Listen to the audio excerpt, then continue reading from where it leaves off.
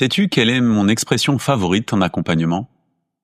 Elle est présente partout, dans les livres de développement personnel, en thérapie, mais aussi dans nos conversations quotidiennes.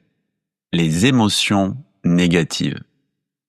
L'autre jour en session, mon interlocuteur me dit « Il faut que j'apprenne à gérer mes émotions négatives, cette colère, cette tristesse. » Et là, pour moi, c'est un grand bonheur. Parce que j'ai longtemps raisonné ainsi. J'ai longtemps pensé qu'il y avait des émotions à garder. Joie, sérénité, gratitude, et d'autres à éliminer. Colère, peur, injustice. Comme si nos émotions étaient des invités à trier sur le « voilà », les bienvenus d'un côté, les indésirables de l'autre. Sauf que si tu as déjà essayé de gérer tes émotions négatives, tu sais à quel point c'est épuisant.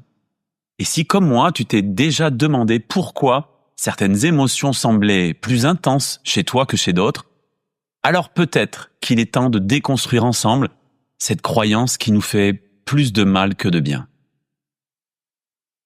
Cette habitude de diviser nos émotions en positives et négatives, elle ne sort pas de nulle part.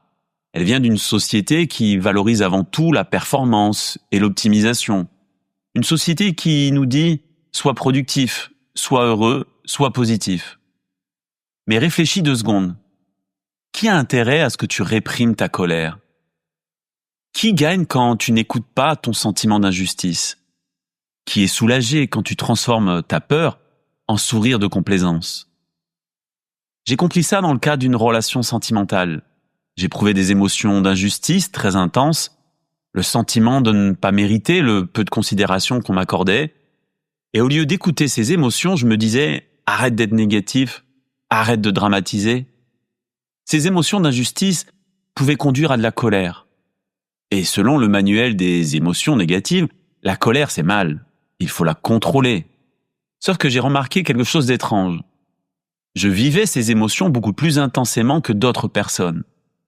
Là où certains passaient à autre chose rapidement, moi je restais habité par cette injustice pendant des jours, pouvant même atteindre un sommet émotionnel. Et c'est là que j'ai eu le déclic. Et si cette intensité n'était pas un défaut, mais une information? Quand j'ai commencé à écouter cette injustice, vraiment l'écouter, elle m'a dit des choses fascinantes. Elle me parlait de mes valeurs profondes. Elle me révélait que j'avais des besoins non exprimés. Elle me montrait que mon estime de moi avait des failles à explorer. Cette colère que je voulais gérer, elle m'a donné l'envie d'aller vers mes profondeurs, de mieux me comprendre, de décrypter mes comportements pour comprendre mes peurs les plus enfouies. Au final, ces prétendues émotions négatives m'ont offert le plus beau des cadeaux, une meilleure conscience de moi-même. Tu vois le paradoxe?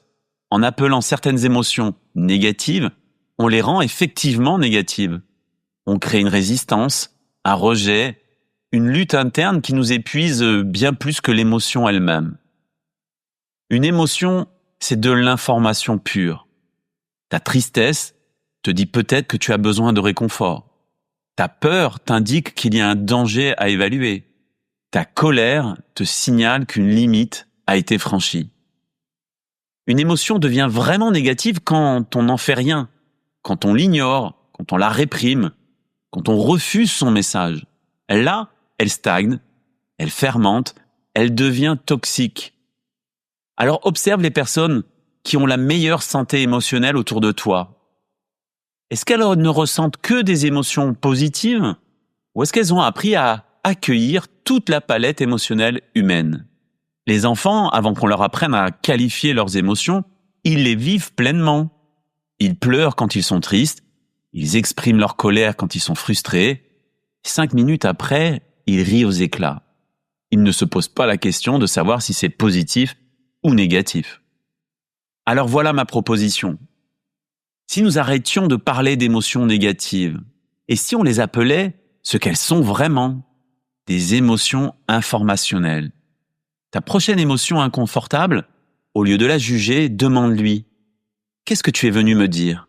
Peut-être qu'elle te parlera de tes besoins non satisfaits. Peut-être qu'elle te révélera tes valeurs profondes. Peut-être qu'elle t'indiquera un changement nécessaire dans ta vie. Parce que des émotions négatives, ça n'existe pas. Il y a des émotions agréables, des émotions désagréables. Mais toutes ont quelque chose à t'apprendre sur qui tu es au fond. Laisse-moi ne serait-ce qu'une ligne en dessous pour me dire ce que tu en penses ou comment cela résonne en toi. Ou sinon, je te donne rendez-vous dans le prochain éclairage.